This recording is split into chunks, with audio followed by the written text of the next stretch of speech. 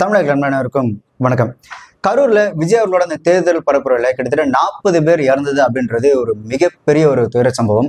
ஆக்சுவலா தமிழக அரசியல் மட்டும் இல்ல, இந்திய அரசியல் வரலாற்றிலேயே இந்த மாதிரி ஒரு உயிரிழப்பு அப்படின்றது இந்த மாதிரி ஒரு தேர்தல் பரப்புரைக்கு நடந்ததே கிடையாது.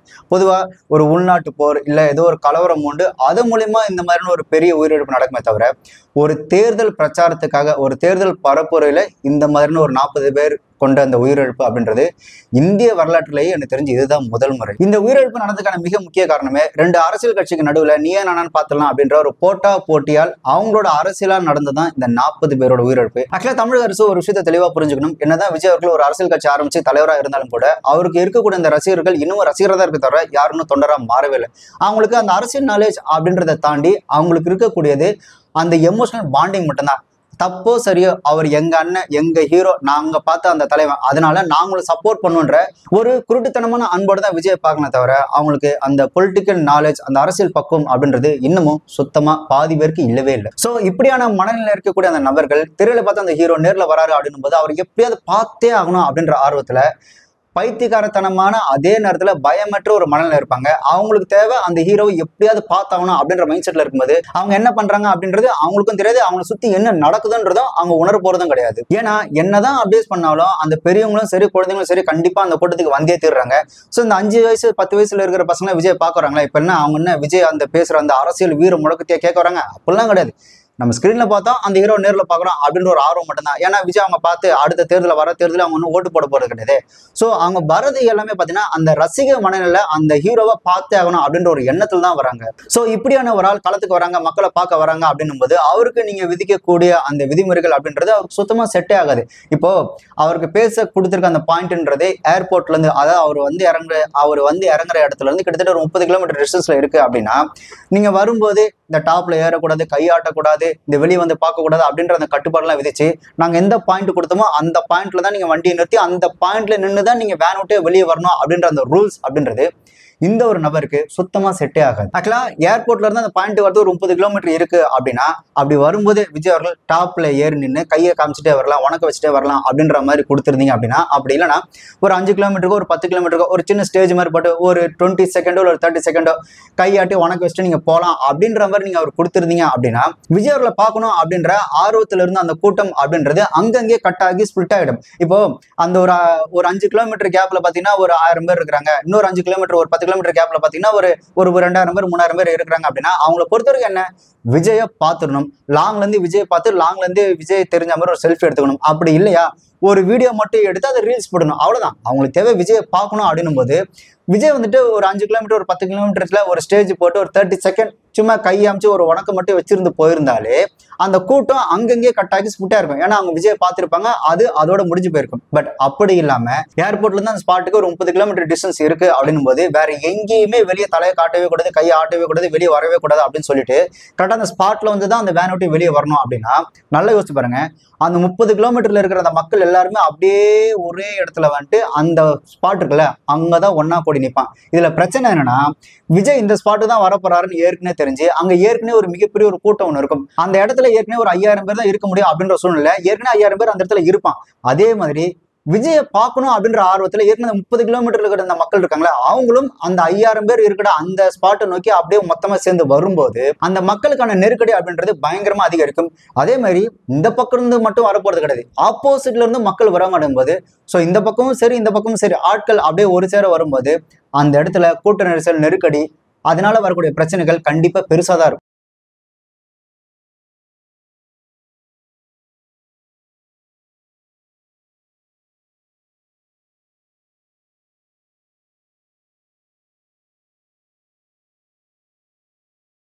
ஆனா இதே விஜய் வந்துட்டு வெளியே கை காமிச்சிட்டே வரலாம், ஒரு 5 கிலோமீட்டர் 10 கிலோமீட்டர் டிஸ்டன்ஸ்ல வந்துட்டு சும்மா வெளியே வந்து உனக்கு வச்சுட்டு போகலாம் அப்படின்ற மாதிரி அந்த ரூல்ஸ் இருந்திருந்து அப்படின்னா இந்த கூட்டம் அப்படின்றது கண்டிப்பா பிரிஞ்சிருக்க நிறைய வாய்ப்புகள் இருக்கு.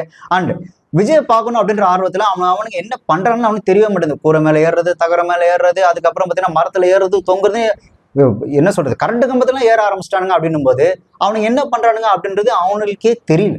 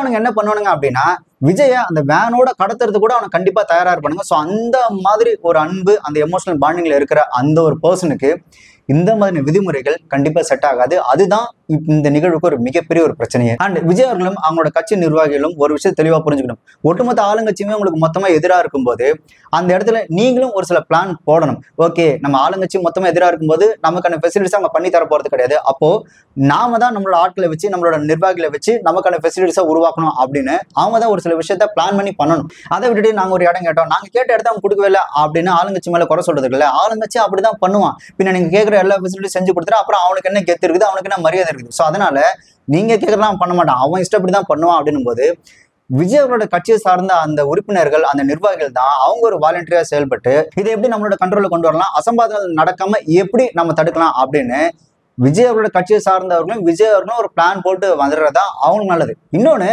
இவங்க எங்க ஒரு மீட்டிங் போட்டாலும் சரி, எங்க ஒரு பரப்புரை பிரச்சாரம் பண்ணாலும் சரி, இவனுங்க வந்துட்டு போயிடானுங்க அப்படின்னா இன்னமும் காலகேரல் கூட்டம் ஒரு ஊருக்குள்ள வந்துட்டு அந்த ஊரே காலி பண்ணிட்டு போன மாதிரி தான் இருக்கு. இவனுங்க சாதாரணமா வந்துட்டு போனாலே அந்த இடமே பார்த்தீங்கன்னா பயங்கர கலவரமா தான் இருக்கு. ஒண்ணு போலீஸ் கிட்ட கண்ட்ரோலா இருக்கணும், இல்லைன்னா செல்ஃப் கண்ட்ரோலா இருக்கணும். இப்படி ரெண்டு கண்ட்ரோலும் இல்லை அப்படின்னா உங்களை கட்டுப்படுத்துறது எல்லாருக்குமே கஷ்டம். இதை விஜய் அவர்களும் விஜய் அவர்களோட அந்த கட்சி சேர்ந்த நிர்வாகிகளும் தான் இதை பத்தி முதல்ல யோசிக்கணும்.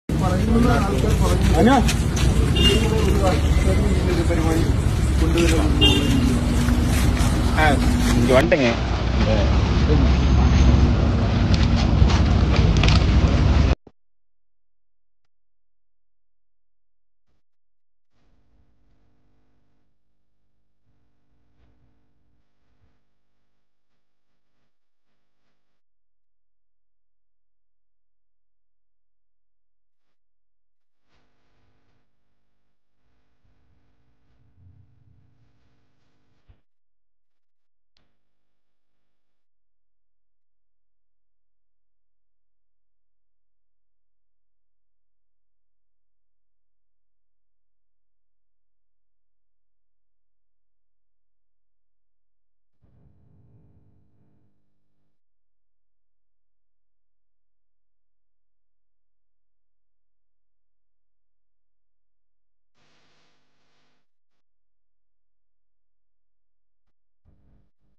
அண்ட் இந்த 40 பேரோட இறப்புக்கு முழு பொறுப்பு ஏற்க வேண்டியது இந்த அரசாங்கம் தான். இந்த அரசாங்கத்தோட மெத்தன போக்குனாலதான் இந்த 40 பேரோட இந்த இறப்பு அப்படின்றது நிகழ்ந்திருக்கு. இது ஒன்றும் காசு வாங்கிட்டு இந்த கோட்டருக்கு கோழி பிரியாணிக்கு வந்த கூட்டம் இல்லையே. இது அவங்கள பார்க்கணும் அப்படின்ற ஒரு அன்புனால, ஒரு எமோஷனல் பாண்டிங்னால வந்த ஒரு கூட்டம். ஸோ அந்த கூட்டம் என்ன ஆகும்னா, நேரம் ஆக ஆக கிட்ட நெருங்கி போய் பார்க்கணும் தான் நினைப்பானே தவிர, இந்த காசு வாங்கிட்டு வந்தவன் என்ன பண்ண தெரியுமா, அந்த கூட்டத்தை காமிக்கணும் அப்படின்னு சொல்லி அங்கங்க பேச்சா இருப்பான். பட் ஒரு எமோஷனல் வர கூட்டம் அப்படின்றது முடிஞ்ச அளவுக்கு கிட்ட போய் பார்த்துடணும் அப்படின்ற அந்த மனநிலை தான் இருப்பானுங்க. ஸோ அந்த மனநிலை இருக்கிற ஒரு கூட்டம் அப்படின்றது, ஸோ அந்த கூட்டத்தை கண்ட்ரோல் பண்ணி கொண்டு போக வேண்டியது ஒரு அரசோட கடமை. ஒண்ணு அவங்க உறுதியா இருந்திருக்கணும், இல்ல அவங்களுக்கு ஏற்ற அந்த வழிவகை வசதிகளை செஞ்சு கொடுத்துருக்கணும்.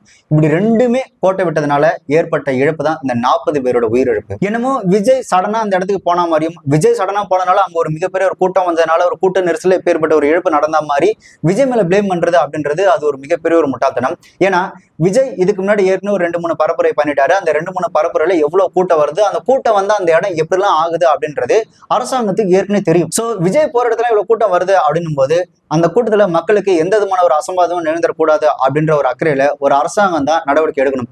சும்மா பேச்சுக்கு மட்டும் நான் அப்பா அப்படின்னு சொன்னா மட்டும் பத்தாது. அந்த மக்களுக்கு எந்த விதமான ஒரு அசம்பாவிதமும் அவங்களுக்கு பாதிப்பும் ஏற்படாத வகையில ஒரு அப்பாவா இருந்து சிந்திக்கவும் செய்யும். விஜய் போற இடத்துக்குலாம் கூட்டம் நிறைய வருது, அதனால அந்த கூட்டத்துக்கும் பொதுமக்களுக்கும் அசம்பாவிதம் நடக்க வாய்ப்பு இருக்கு அப்படின்னு உங்களுக்கு இன்டெலிஜென்ட் ரிப்போர்ட் அப்படின்றது கண்டிப்பா வந்திருக்கும். அதே மாதிரி இந்த மாதிரி கூட்டத்தினால கண்டிப்பா பிரச்சனைகள் வரும் அப்படின்னு ஒரு வாரத்துக்கு முன்னாடியே நிறைய பேர் அதை கணிச்சு பேச ஆரம்பிச்சிட்டாங்க, பேப்பர்ல எழுத ஆரம்பிச்சிட்டாங்க. பொதுமக்களும் இல்ல இந்த இடம் பத்தவே மாட்டேங்குது, இன்னும் கொஞ்சம் பெருசா இருக்கணும் அப்படின்னு சொல்லி பொதுமக்களும் கோரிக்கையும் வைக்க ஆரம்பிச்சாங்க. இப்ப சமீபத்தில் நான் கரூர் போயிருந்தப்ப அங்க ஒரு டிஎஸ்பியை சந்திச்சு பேசக்கூடிய சந்தர்ப்பம் கிடைச்சு. அவர் என்கிட்ட சொன்னாரு, சார் நீங்க மேலையும் சொல்லுங்க சார், ஊடகத்திலையும் நீங்க பேசுங்க சார், இந்த மாதிரி அன்னைக்கெல்லாம் பெரம்பலூருக்கு அவர் வந்திருந்தாருன்னா நிச்சயம் கேஷுவாலிட்டி ஆயிருக்கும் சார். அந்த அளவுக்கு ஒரு நெருக்கமான இடத்துல அனுமதி கொடுத்திருந்தாங்க. அவ்வளவு கூட்டம், ஒரு எப்படியும் ஒரு 4-5 பேர் போனா கூட போயிருப்பாங்க. அவர் வந்திருந்தாரா நெரிசல்ல, அந்த அளவுக்கு கிரௌடு சார். அவருக்கு இடம் ஒதுக்கும் போது விஸ்தாரமான இடத்துல ஒதுக்கணும். அவரே நெருக்க இடத்துல கேட்டா கூட நான் சொன்னேன் சார், அவரே கூட கேட்கலாம்ல சார், கூட்டம் அடர்த்தியா தெரியறதுக்காக சின்ன சந்துகள்ல சில மீட்டிங் அப்படிதான் நடக்கும். நீங்க சின்ன சந்துக்குள்ள ஃபுல் கிரௌட நிப்பாட்டினா பிதிங்கிட்டு இருக்க மாதிரி இருக்கும். அது மாதிரியான கூட்டத்தை காட்டுவாங்க சார் அப்படின்னு நான் கேட்டப்ப அவர் சொன்னார், இல்ல சார் அப்படியே அவன் கேட்டாலும் நீங்க ஓன கிரௌடு கூட வருது உங்களுக்கு, நீங்க இந்த பக்கம் எடுத்துக்கங்க, இது விஸ்தாரமா எடுங்க, இந்த பைபாஸ் ரோடு இந்த மாதிரி ஒதுக்குப்புறம் அந்த மாதிரி இடத்துக்கு வாங்க அப்படின்னு மக்களுக்கும் சிரமம் இல்லாத இருக்கும். நெரிசல் யாராவது கேஷுவாலிட்டி நாளைக்கு என்ன ஆகும்னா இது அரசுக்குமே பாதிப்பு தானே வரும். அரசு போதிய பாதுகாப்பு கொடுக்கல, நாங்க கேட்ட இடத்துல கொடுக்கல, எங்களுக்கு உரிய பாதுகாப்பு கொடுக்கல, போலீஸ் அந்த அளவுக்கு எங்களுக்கு ப்ரொடெக்ஷன் போடல, அதனாலதான் டெத்துன்னு இதே விஜய் பேசுவாரு. அவங்க கட்சிக்காரங்க பூரா பேசுவாங்க, எதிர்கட்சிகள் பூரா பேசும். அதனால இதை வந்து கவர்மெண்ட் அதையும் ஒரு கணக்குல வச்சுக்கணும். தனக்கு கெட்ட பேர் வரும்ன்றது இது ஏதோ விஜய் நடத்துறாரு, அவங்களுக்குள்ள செத்தா அது அவங்க பாடுதான் கெட்ட பேர் வரும்னு நினைக்க முடியாது. அரசாங்கத்துக்கும் பொறுப்பு இருக்கு, அரசு அதிகாரிகளுக்கும் பொறுப்பு இருக்கு. அதனால இப்ப விஜய் ஒரு இடத்துல கேட்டாலுமே முன்னாடுங்க ஒரு கிரௌட யார் வேணாலும் கூட்டிடலாம், பட் அந்த கிரௌட கட்டுப்படுத்துன்றது ஒரு கஷ்டம். ஏன் அந்த கட்சி சார்பாகவே அவங்க கேட்கிற இடம் அப்படின்றது எங்களுக்கு கூட்ட நெரிசலா இருக்கிற இடத்த கொடுக்காதையும் கொஞ்சம் பெரிய இடமா கொடுங்க. கரூர்ல அந்த லைட்டர்ஸ் ரவுண்டானா கேட்டிருக்காங்க. கரூர்ல அவங்க கேட்ட அந்த லைட்டர்ஸ் ரவுண்டானா அப்படின்றது ஒரு 4-வே ரோடு. அந்த 4-வே ரோடு கொடுத்திருந்தாங்க அப்படின்னா இப்பேற்பட்ட ஒரு கூட்ட நெரிசல் ஏற்படுறதுக்கான வாய்ப்புகள் கண்டிப்பா இருந்திருக்காது. 6 வழி இருக்கு. இந்த பக்கம் ஓடலாம், இந்த பக்கம் ஓடலாம், இந்த பக்கம் ஓடலாம், இந்த பக்கம் கொஞ்சம் மக்கள் கொஞ்சம் பயம் எடுத்துக்கிட்டா என்ன ஆகும், ஓட தான் பார்க்கும். அந்த இடத்துல ஓடவே வழி இல்லை. அப்படியே கடல் அலை எப்படி அலை அடிக்குது அந்த மாதிரி அலை அடிச்சதான் இல்லை, கீழே வந்துட்டான்.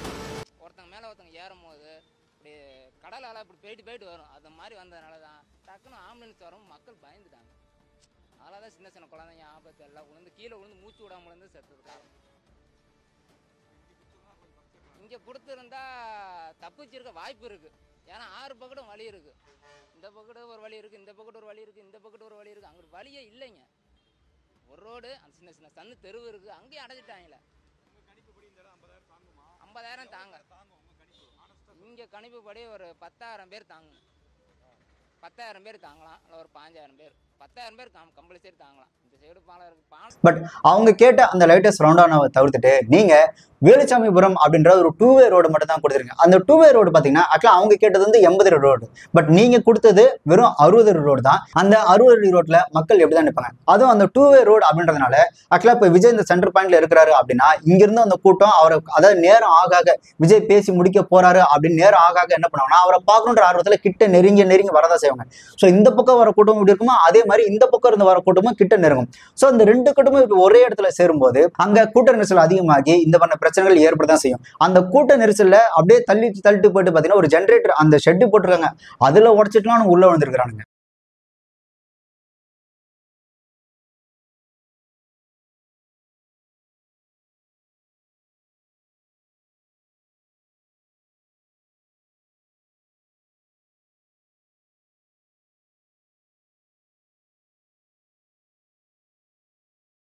ஸோ இப்படியான ஒரு கூட்டம் வரும்னு தெரிஞ்சும் இப்படியான கூட்டம் வரும், அதனால எங்களுக்கு அந்த கரூர் அந்த லைட்டர்ஸ் அந்த ரவுண்டானா கொடுங்க அப்படின்னு அந்த கட்சிக்காரங்க கேட்டும் கூட நீங்க கொடுக்கல அப்படின்னா இதுக்கு என்ன அர்த்தம் சுத்தமா புரியல. ஒருவேளை இதுக்கு முன்னாடி அந்த லைட்டர்ஸ் ரவுண்டானா நாங்க மீட்டிங்க்கு அனுமதி கொடுத்ததே கிடையாதுப்பா, அதனாலதான் நாங்க உங்களுக்கு கொடுக்கல அப்படின்னு சொன்னாலும் பரவாயில்ல. ஆனா அதே இடத்துல ஏற்கனவே உதயநிதி ஸ்டாலின் அவர்கள் அந்த தேர்தல் பிரச்சாரம் பண்ணிருக்காரு.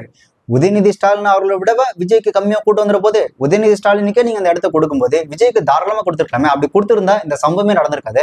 இந்த இடத்துல 10/11/2022 முதலமைச்சர் ஸ்டாலின் நடத்தின கூட்டம் இதே ரவுண்டானாவில் டெப்டி சிஎம் அன்னைக்கு அமைச்சரா இருந்திருப்பார், அன்னைக்கு அவர் நடத்தின கூட்டம் அதே ரவுண்டானா. கனிமொழி நடத்தின எம்பி தேர்தலுக்கு கனிமொழி பிரச்சாரம் நடத்தினது அதே ரவுண்டானா. நான் சொல்றேன், பேருந்து நிலையம் அருகில அந்த அகலமான ரோட்ல அனுமதி கொடுத்து கூட்டம் நடத்தி இருந்தால் இந்த 41 உயிர் போயிருக்காதுங்கிறது என்னுடைய கருத்து. ஆனால் இதுல அரசியல் பண்ணிக்கிட்டு நீங்க நடத்துறீங்க. திமுகவுக்குனா ஒரு சட்டம், இதுக்கெல்லாம் அனுமதியே கிடையாது. திமுகவுக்குனா ஒரு சட்டம், மற்ற கட்சிகளுக்குன்னா ஒரு சட்டம். இதுதான் இன்னைக்கு கரூர் நடந்துகிட்டு இருக்குது. இதுல போலீஸ் தரப்புல இருந்து அவங்க என்ன ஒரு வாதம் வைக்கிறாங்க அப்படின்னா அவங்க ஒரு 10,000 பேர் தான் பர்மிஷன் கேட்டாங்க. இந்த இடம் 10,000 பேர் போதுமானது, அதே மாதிரி 10,000 பேருக்கு இத்தனை போலீஸ் இருந்தா போதும் அப்படின்னு சொல்லி தான் நாங்க டிசிஷன் எடுத்தோம் அப்படின்னு சொல்றாங்க. ஆக்சுவலா இதுதான் ரொம்ப காமெடியே. இது ஒன்றும் ஒரு தியேட்டர்ல அந்த ஷோவோ இல்ல ஸ்டேஜ் ஷோவோ கிடையாது. இந்த தியேட்டர்ல இத்தனை பேர் தான் டிக்கெட், இத்தனை பேர் தான் சீட்டு அப்படின்னு சொல்லியோ, இல்ல ஒரு கலை நிகழ்ச்சி உள்ள ஸ்டேஜ் ஷோக்கு நாங்க இத்தனை பேர் தான் டிக்கெட் அடிச்சிருக்கோம், இத்தனை பேர் தான் விநியோகம் பண்ணிருக்கோம், இத்தனை பேர் தான் வருவாங்க அப்படின்னு இது ஒன்றும் அந்த ஃபங்க்ஷன் கிடையாது. இத்தனை பேர் தான் வருவாங்க அப்படின்னு சொல்லி கரெக்டா சொல்றதுக்கு.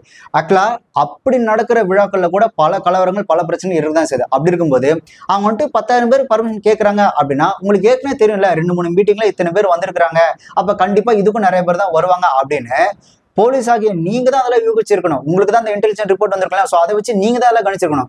பட் போலீஸை வந்து இல்ல ஒரு 10,000 பேர் தான் கேட்டாங்க அப்படின்றது லாஜிக்கே இல்லாத ஒரு விஷயம். சரி, அவங்க தான் முட்டாள்தனமா 10,000 பேர் தான் வருவாங்க அப்படின்னு சொல்றாங்கன்னா உங்களுக்கு தெரிஞ்சிருக்கும் இல்லையா? ஏற்கனவே 2-3 மீட்டிங் நடத்திருக்காங்க. அட் சேம் டைம் உங்களுக்கு அந்த இன்டெலிஜென்ட் ரிப்போர்ட்லாம் இருக்கும். கண்டிப்பா 20,000 25 இல்ல 30,000 பேர் வரதுக்கு வாய்ப்பு இருக்குன்றது உங்களுக்கு நல்லா தெரிஞ்சிருக்கும். அப்ப அதுக்கேற்ற மாதிரியான நடவடிக்கையை பாதுகாப்பா நீங்க தான் பண்ணிருக்கணும். அப்படி இல்லையா ஒரு ஸ்டேஜுக்கு மேல ஒரு பேரிகார்டை போட்டு இல்ல நீ வராத, இதுக்கு மேல ஆளுங்க வரக்கூடாது, நீங்க பேரிகார்டு போட்டு தடுத்துருக்கலாம். இல்ல பேரிகார்டு போட்டு நீங்க ஒழுங்குமுறைப்படுத்திருக்கலாம். அப்படி நீங்க பண்ணிருந்தீங்க அப்படின்னா இந்த நிகழ்வு நடந்திருக்காது. அப்படி இல்லையா நீங்க வந்து போனாலே கலவரம் நடந்த மாதிரி இருக்கு, கூட்டம் நிறையவே வருது, அதனால உங்களுக்கு பர்மிஷனே கிடையாதுன்னு சொல்லி நீங்க பர்மிஷனை கொடுக்காம இருந்துக்கலாம். இப்ப பர்மிஷன் கொடுக்கலாம், அதிகபட்சம் என்ன சொல்ல போறாங்க? எங்களை பார்த்து திமுக அரசு பயந்துருச்சு, அதனாலதான் எங்கெல்லாம் பேசுறதுக்கு பர்மிஷன் கொடுக்கல அப்படின்னு சொல்ல போறாங்க. சொன்னா சொல்லிட்டு போறாங்க. அதுல மக்களோட அந்த நன்மை, மக்களோட உயிர் தான் முக்கியமே தவிர அவங்க என்ன சொல்றாங்க அப்படின்றது முக்கியம் இல்லை. ஒண்ணு, அவங்க கேட்ட இடத்த நீங்க கொடுத்துருந்தீங்கன்னா இந்த பிரச்சனை நடந்திருக்காது. அப்படி இல்லைன்னா உங்களுக்கு பர்மிஷன்லாம் கொடுக்க முடியாதுப்பா, அவங்களாம் தேவையில்லாம பிரச்சனை வருது அப்படின்னு சொல்லி அந்த பர்மிஷன் கொடுக்காம இருந்தாலும் இந்த பிரச்சனை நடந்திருக்காது. ஆனா இவ்வளவு ப்ராப்ளம் இருக்கு, கண்டிப்பா பிரச்சனை வரும் தெரிஞ்சதான் நீங்க கொடுத்துருக்கீங்க. அக்லப் ஒண்ணு சொல்லுவாங்க, அரசியல்ல எதுவுமே யதார்த்தமா நடக்காது அப்படின்னு சொல்லுவாங்க. கிட்டத்தட்ட இதுவும் அந்த மாதிரி தான். இந்த விஜய் அவர்களோட பரப்புரை நடக்கிறதுக்கு முன்னாடியே தினமலர்ல வந்துட்டு ஒரு ஆர்டிகல் போட்டா, செந்தில் பாலாஜி இந்த தேர்தல் பரப்புரை கெடுக்கிறதுக்கான சதி வேலைக்கு செஞ்சுட்டு இருக்காரு அப்படின்னு. ஆக்சுவலா அதுல என்ன போட்டிருந்தா அப்படின்னா, வாகனங்களை தடுக்கும் திட்டமாக சாலை பணியை காரணம் காட்டி டேக் டைவர்ஷன் திட்டம் உள்ளது அப்படின்னு அந்த பேப்பர்லயே போட்டிருக்கான். சோ ஒரு அரசாங்கம் இப்படிலாம் நடக்கணும்னு தெரிஞ்ச பல பேர் எச்சரிச்சுமே கூட இதை அவங்களே நடத்திருக்காங்க அப்படின்னும் போது இதுக்கான மொத்த பொறுப்பும் இந்த அரசாங்கத்தோட தான். இதை ஏன் சொல்றேன் அப்படின்னா, இந்த இடத்துல திமுக மட்டும் இல்ல, ஒருவேளை ஏடிஎம்கே இருந்தாலும் சரி, பிஜேபி இருந்தாலும் சரி, இல்ல நாம் தமிழரோ இல்ல டிவிக்கோ யார் இருந்தாலும் அவங்க தான் பொறுப்பு. ஏன்னா அவங்க தான் பொறுப்புல இருக்காங்க, முதலமைச்சர் அப்படின்ற பொறுப்புல. ஆக்சுவலா அவங்க முதலமைச்சர் அப்படின்றது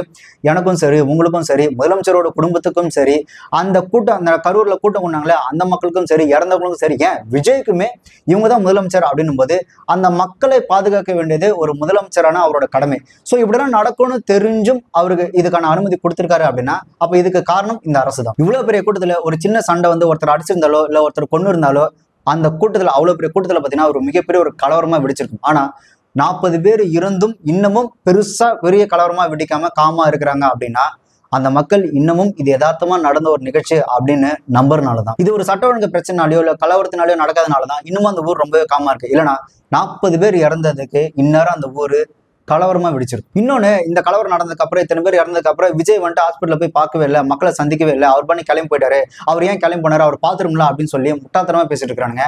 ஆக்சுவலா அந்த இடத்துல இருந்து விஜய் அவர்களும் அந்த முக்கிய நிர்வாகிகளும் நகர்ந்து போனதான் அந்த இடத்துக்கு ரொம்ப நல்லது, அந்த சூழலுக்கு ரொம்ப நல்லது.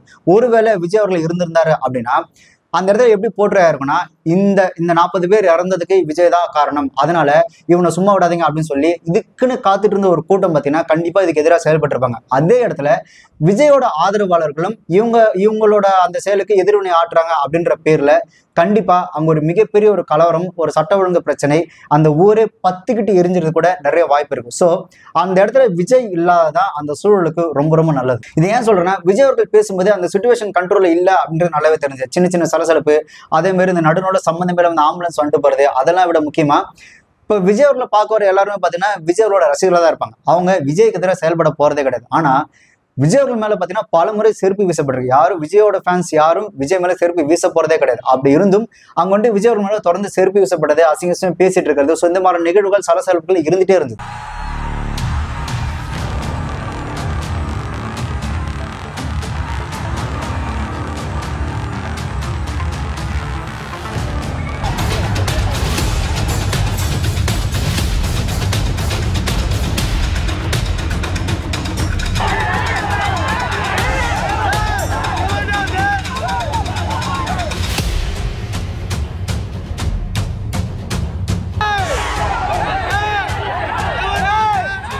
இந்த கரண்ட் ஆஃப் பண்றது, இந்த செருப்பு எடுத்து வீசுறது, இந்த எல்லாரும் அப்படியே ஒரே இடத்துல தள்ளுறது அப்படின்றது அந்த சிச்சுவேஷன் கண்ட்ரோல் இல்லைன்றது நல்லாவே தெரிஞ்சது. அந்த நெருங்கி வரும்போது அவன் எங்க போறது தெரியாம இந்த கூரை மேலே ஏறது, இந்த கம்பி மேலே ஏறது, கம்பி பிடிச்சி தொங்குறது, அதுக்கெல்லாம் அங்கே நிறைய பள்ளங்களா இருந்திருக்கு, உடச்சிட்டு உள்ள இருந்திருக்கானுங்க, அது யாருக்குமே தெரியல.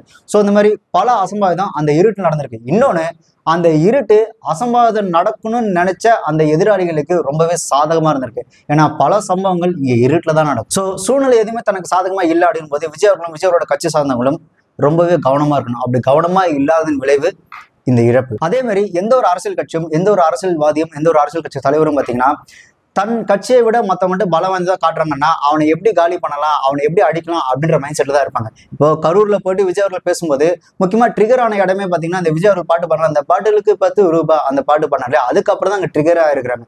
ஒரு க்ளூ ஒண்ணு கொடுக்கலாமா? பாட்டிலுக்கு 10 ரூபா, பாட்டிலுக்கு 10 ரூபா, பாட்டிலுக்கு 10 ரூபா, பாட்டிலுக்கு 10 ரூபா, பாட்டிலுக்கு 10 ரூபா, பாட்டிலுக்கு 10 ரூபா, பாட்டிலுக்கு 10 ரூபா, பாட்டிலுக்கு 10 ரூபா. இவர் மேடைக்கு மினிஸ்டர் பழைய மினிஸ்டர் பத்தி 10 ரூபா பாட்டுன்னு பேச ஆரம்பிச்ச உடனே அந்த முக்குல செருப்பு வீச்சு, கல் வீச்சு, கத்தி சில பேர் முதுகுல காயம். நானே 2 பேர் வரும்போது அந்த போலீஸ் கூட வந்தாங்கல்ல, அந்த போலீஸ் உள்ள வந்த உடனே லத்தி சார்ஜ் ஆரம்பிச்சிட்டாங்க. அப்புறம் சிதறி ஓட ஆரம்பிச்சு.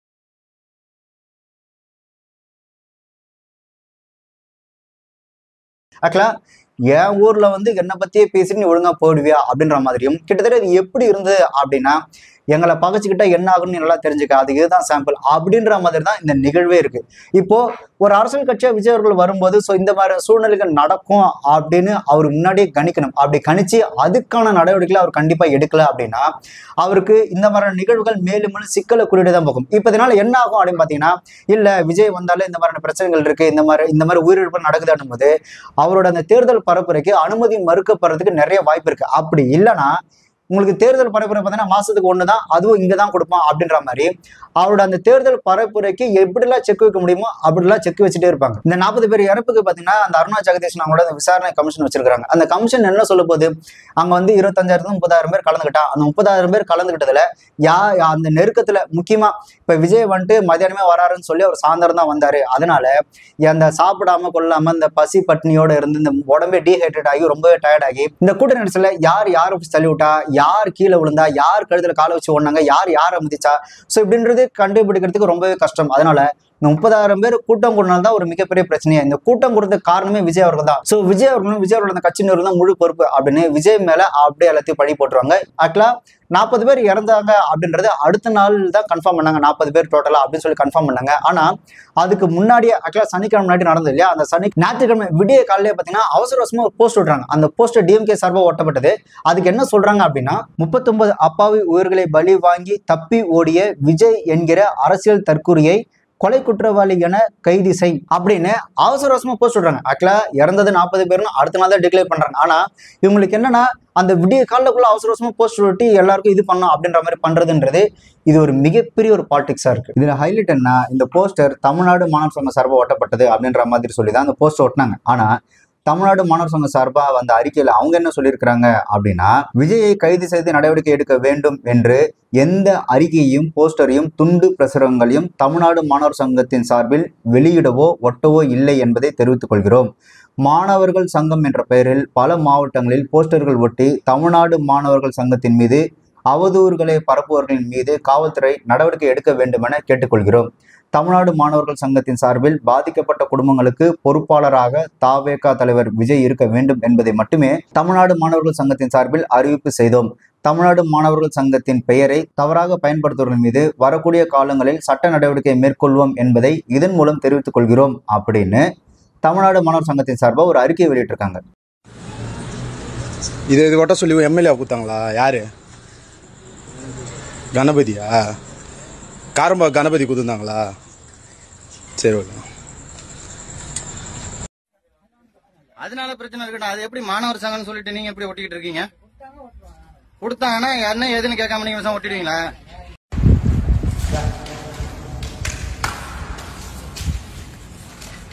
ஏன்னா திமுக சொன்னாங்களா? போஸ்ட் திமுக ஓட்ட சொன்னாங்களா? கார்ல போறாங்க, பார்த்து போறேன். சரி சரி, சூப்பர் சூப்பர். நேரத்தில் விட்டா அப்படியே சுப்பிரமணி. Right right.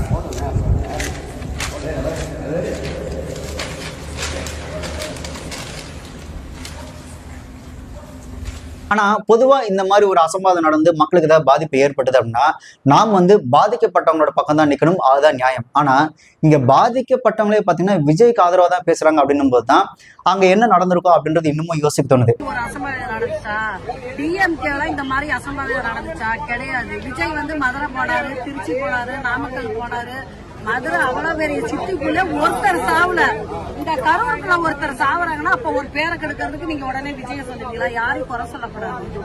நீங்க அவருக்கு தனியா ஒரு இடம் கொடுத்திருந்தா ஆனா ரசிகர்னு கூட பார்க்க வந்திருப்பாங்க, அரசியலுக்கு வராருன்னு கூட பார்க்க வந்திருப்பாங்க. அவர் என்ன சொன்னாரு? இளைஞர்கள் வந்தாவே போதும்னு சொன்னாரு. இப்ப மக்களை வந்து இத்தனை பேர்த்தி சாவடிச்சு போட்டு உடனே விஜய சொல்றது அதெல்லாம் ரொம்ப தவறு தம்பி. ஓட்ட போட்ட நாங்க தானே ஜெயிக்க வச்சோம். அப்ப எங்களுக்கு தானே அந்த உரிமை. நீங்க வந்து அராஜகம் பண்ணியெல்லாம் யாருக்கும் ஓட்டு வாங்க முடியாது. நிஜமாலுமே கட்சி தலைவரோ போலீஸோ அத்தனை பேர் வந்தவங்க ஏன் இந்த இடத்துல ஒரு மீட்டிங் நடத்தின ஜனங்க எப்படி நிப்பாங்க, என்ன எப்படி விலகுவாங்கங்கிற ஒரு பேசிக் நாலேஜ் கூட தெரியாதா? எத்தனை அரசியல் கட்சி மீட்டிங் நடத்துறீங்க, எத்தனை பண்றீங்க? ஒருத்தராவது இந்த இடத்துல மீட்டிங் வச்சீங்கன்னா ஜன நெரிசல் வரும், பார்த்து பண்ணுங்கன்னு யாராவது ஒரு பதில் அறிக்கை யாராவது ஒருத்தர் விட்டு இருக்கலாம்ல? அதை மீறி நடந்திருந்தா கூட இன்னைக்கு பிரச்சனையா இருந்திருக்கும். ஆனா யாருமே அதை பத்தி கண்டுக்கலாம். அப்ப எவஞ்சத்தான் எனக்கு என்னங்கிற மாதிரி தானே. அதே அந்த முட்டு சந்து விஜய் வந்தாரு, அதே அந்த முட்டு சந்து உங்களுக்கு மட்டும் பெரிய கிரவுண்டா? அப்ப நீங்க என்ன சிஎம்மா இருக்கறனால நீங்க வச்சாதான் சட்டமா? யார் வந்து எலெக்ஷனுக்கு வந்து யார் பிரச்சாரத்துக்கு வந்தாலும் பொதுவா ஒரு இடம் கொடுங்க, இதுக்குன்னே ஒரு இடம் ஒதுக்கணும். அன்னைக்கு அப்படித்தான் போலீஸ்காரங்க வண்டியில போறவங்க எல்லாத்தையும் அடிக்கிறாங்க. ஏன் அடிக்கிறீங்க? பொதுமக்கள் எதுக்கு அடிக்கிறீங்க? உங்களுக்கு என்ன அப்படி? செந்தில் பாலாஜி அப்ப எந்த கட்சியில இருந்து வந்தாரு? அப்ப நீங்க இந்த அராஜகம் பண்ணீங்களா? இப்ப ஏன்னா நீங்க மாறிட்டீங்க? பணமா சொல்லுங்க பாக்கலாம், சம்பாதிக்கிறனாலயா? நாங்களாம் ஒண்ணும் இல்லாதீங்க. விஜய் வந்தாருன்னா வந்துட்டாரு போயிட்டாரு, உங்களுக்கு முடிஞ்ச ஆதரவு கொடுங்க, இல்லையா மக்களை கஷ்டப்படுத்தாதீங்க. என்னோட ஜெயலலிதா மறந்துச்சு 10 வருஷமா, இந்த மாதிரி எதுவுமே கிடையாது. கொலை தம்பி, தமிழ்நாட்டுல இங்க நடக்கப்பட்ட கொலை படுகொலை எப்படி தெரியுமா? இதெல்லாம் வந்து திட்டமிட்டு சதி பண்ண கொலை. ஏன்னா கொலைதான் இது. ஏன்னா இழந்தது என் பையன், எங்களுக்கு வயிற்றுச்சலா இருக்குது. விஜய் கட்சி வரும்போது எல்லாமே ஆகுமா? தள்ளி விட்டு போய் யாரு உயிர் சேதாரம்? என் பையன் உயிர் போயிருக்கு, எத்தனை பக்கம் உயிர் போயிருக்கு. திட்டமிட்டு கொலை இது. செஞ்ச நாள் கண்டிப்பா இந்த எதுக்கு ஆட்சியில் மக்களுக்கு ரொம்ப பாதுகாப்பா இருக்கு. மக்களை கொன்றானுங்க. கரெக்டா இடத்துல வரப்ப கரண்ட் எது கட் பண்றீங்க?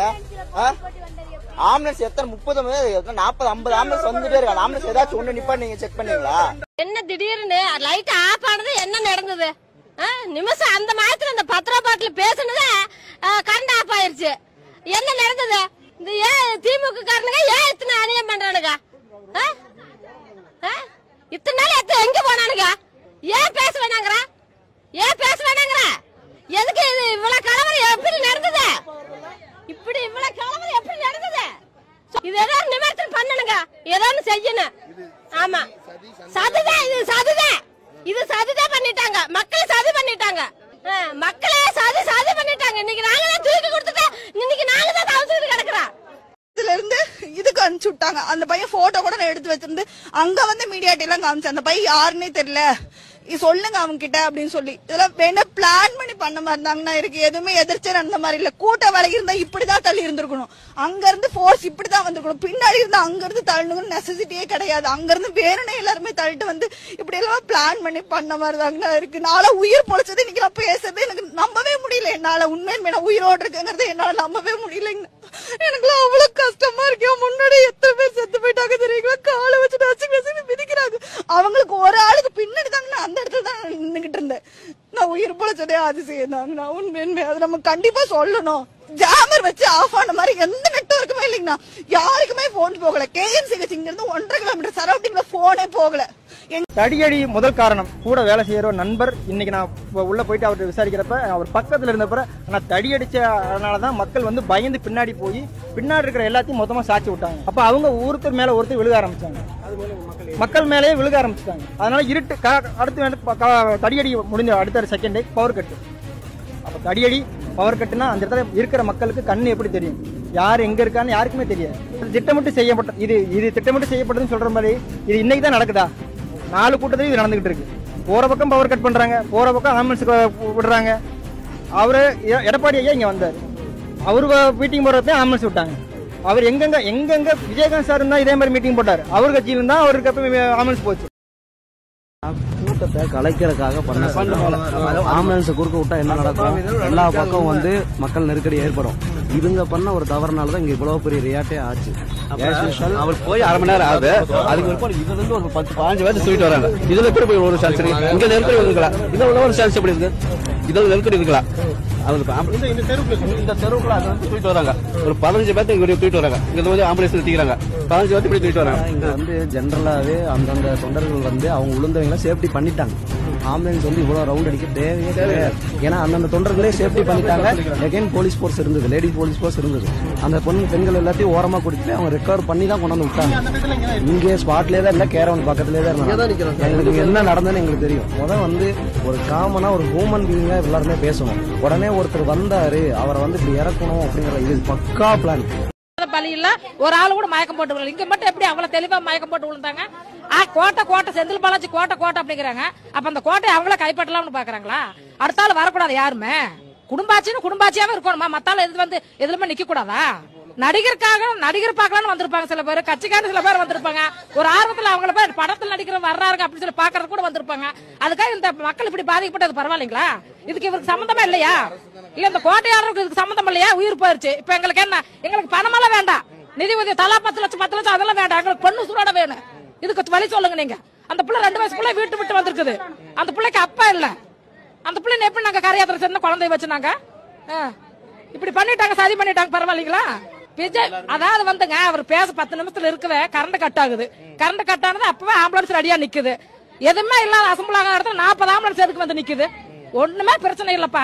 நல்லா பேசிட்டு இருக்கிற எதுக்கு 40 ஆம்புலன்ஸ் வந்து நிக்குது? சந்தேகப்படுற மாதிரி இருக்குது. தண்ணி பாட்டில் வீசுறாங்க, அந்த தண்ணி பாட்டில் கொடுத்து எல்லாம் மயக்கம் போட்டு விழுகிற மாதிரி விழுறாங்க. கூட்டத்துல அதிகமா போட்டு நெரிசல்ல போட்டு மிதிச்சுட்டாங்க. மிதிச்சா என்ன உசுரதா போக செய்யும்? ஆம்புலன்ஸ் ரவுண்ட் அடிக்குது. இந்த ரோட்ல வருது, அந்த ரோட்ல வருது. இந்த கட்டு கரெக்டா குங்குமத்துக்கு ஏற்ற மாதிரி பாத்தீங்கன்னா இந்த ஒரு கட்டு இருக்கு. இந்த கட்டுல உள்ள வர்றான், திருப்பி இந்த ரோட்ல போறான். எல்லா ஆம்புலன்ஸ் எம்டியா போகுது.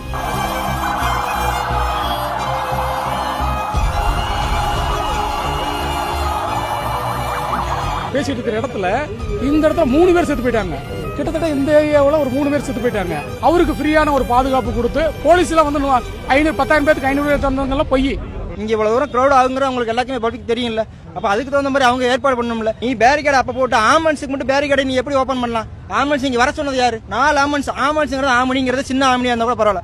எல்லாமே பெருசு. அந்த பெருசுல 4 வருது. அந்த 4மே கண்டினியூஸா அடுத்தடுத்து வருது. அடுத்தடுத்து வர்றப்ப இங்க இருக்க பப்ளிக் ஒரு மூச்சு விட கூட இடம் இல்லாம அந்த ஆம்புலன்ஸ் 4க்குமே வழி வரப்ப அந்த மக்கள் எங்க போவாங்க? என்ன காரணத்துக்காக ஆம்புலன்ஸ் உள்ள விட்டாங்க? அவர் மைக்ல இருந்து சொல்றாரு ஆம்புலன்ஸுக்கு வழி விடுங்கன்னு சொல்றாரு. அப்ப மயக்கம் போட்டு விழுந்தது, மயக்கம் போட்டு விழுற ஆம்புலன்ஸுக்கு போன் தகவல் எப்படி போகும்? யார் சொல்றா? பவர் கட்டான அடுத்த செகண்ட் என்ன மக்கள் என்ன பண்ணுவாங்க?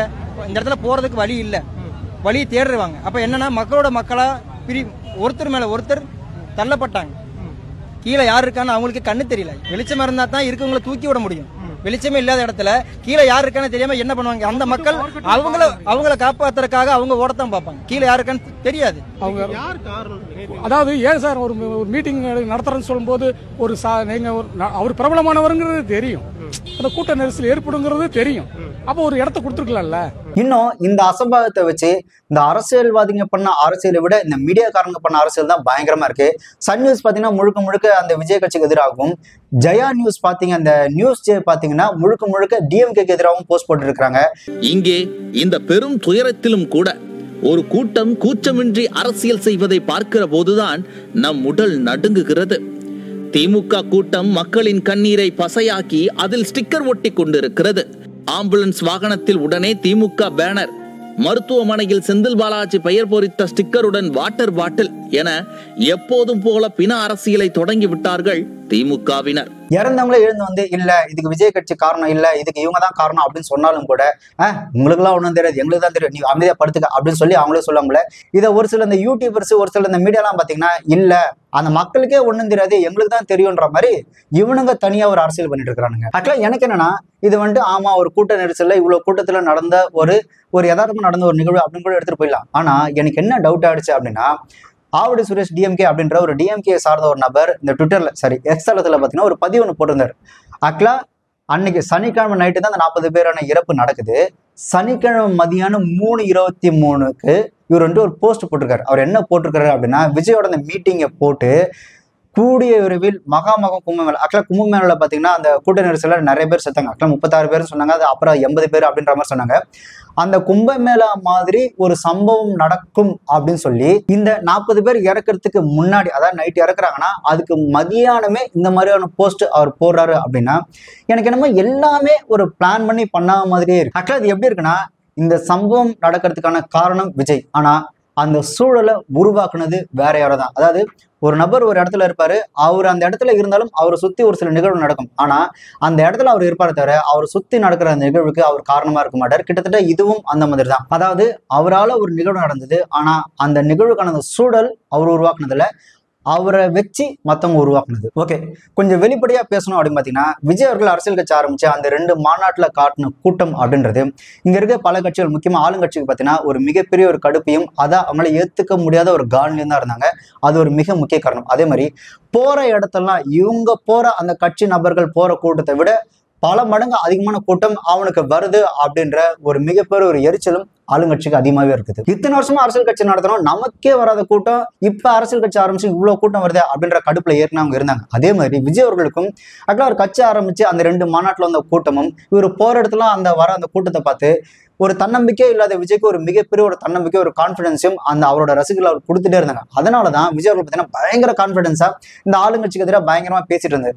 இப்போ இவ்வளவு கான்பிடன்ஸா இருக்கிற ஒரு மனுஷனோட அந்த கான்பிடன்ஸ் நம்ம உடச்சிட்டோம் அப்படின்னா அவன் ஈஸியா வீக் ஆக்கலாம் அப்படின்றதோட வெளிப்பாடு தான் இந்த நிகழ்வு. மன ரீதியா அட்டாக் பண்ணி அவங்களோட கான்பிடன்ஸை உடச்சிட்டாங்க அப்படின்னா இப்போ இந்த சம்பவத்தின் மூலமா அவங்களுக்குள்ள ஒரு மன அழுத்தத்தை உண்டாக்கி ஒரு கில்ட்டி கான்சியஸ், ஐயோ நம்மளாலதான் அப்படி ஆச்சோ அப்படின்ற ஒரு எண்ணத்தை விதைச்சாங்க அப்படின்னா அவங்களோட மன ரீதியா அவங்க பயங்கரமா பாதிக்கப்பட்டு அவங்க அடுத்த மீட்டிங் போறதுக்கும் பயங்கரமா தயங்குவாங்க இல்லையா. இப்போ அடுத்த மீட்டிங் போனா இப்பதான் 40 பேர் இருந்தாங்க, அதுக்குள்ள அடுத்த மீட்டிங் வந்துட்டானே அப்படின்னு சொல்லுவாங்க. அடுத்த மீட்டிங் போல அப்படின்னா பயந்துட்டான் பாத்தியா அப்படின்னு சொல்லுவாங்க. அப்படின்ற ஒரு சூழலையும் ஒரு மன ரீதியான ஒரு அழுத்தத்தை கொடுத்து ஒரு குற்ற உணர்ச்சி உண்டாக்கி இதுக்கு நாம தான் காரணமா அப்படின்னு சொல்லி அவங்களுக்குள்ள அந்த எண்ணத்தை உருவாக்கி இதுக்கெல்லாம் நீங்க தான் காரணம் அப்படின்னு சொல்லி மன ரீதியான ஒரு அழுத்தத்தை கொடுத்து மொத்தமா விஜய் பிளேம் பண்ணி விஜய் கார்னர் பண்ணணும் அப்படின்றதுதான் இந்த நிகழ்வோட ஒரு மிக முக்கிய நோக்கமே. சோ இதை விஜய் அவர்கள் எப்படி ஹேண்டில் பண்ணுவாரு, இதுல இருந்து அவர் எப்படி வெளியே வர்றாரு அப்படின்றது அது அவரோட கையில தான் இருக்கு. ஆனா ஒரு அரசியல் தன்னோட சுய லாபத்துக்காக ஒரு அரசியல்வாதி மக்களுக்கு எப்பேற்பட்ட ஒரு துரோகத்தையும் எப்பேற்பட்ட ஒரு அசம்பாவத்தையும் நிகழ்த்துவாங்க அப்படின்றதுக்கு இந்த ஒரு சம்பவம் ஒரு மிகப்பெரிய ஒரு உதாரணம். உங்களுக்கு உங்க ஹீரோ மேல ஒரு அன்பு பாசம் இருக்கலாம், ஆனா அந்த அன்பு பாசம் அப்படின்றது வெறியா மாறக்கூடாது. அப்படி வெறியா மாறிடுச்சு அப்படின்னா உங்களாலேயே காப்பாற்ற முடியாது. அதுக்கு இந்த சம்பவம் ஒரு மிகப்பெரிய ஒரு உதாரணம்.